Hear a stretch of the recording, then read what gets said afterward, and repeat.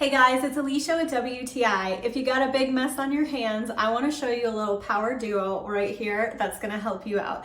This two-piece cleaning set from Stardrops is awesome. So what you get is the Miracle Cleaning Paste, and then you also get an all-purpose spray cleaner. So I really like both of these products, and I have found them to be really effective. So this cleaning paste is a mild abrasive, and you can use it on lots of different surfaces, although you may want to check to make sure that you're not scrubbing too hard with it or that the surface isn't very delicate, because it is an abrasive, so you want to be sure that you're not going to scratch anything first.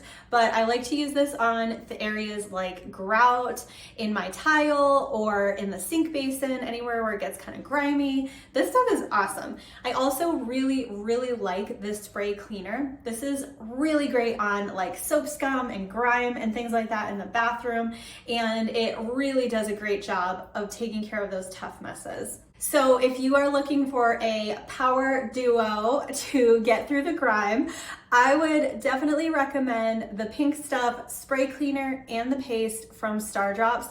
Both of these are extremely effective, and I really am glad that I have them in my cleaning arsenal, and that's my point of view.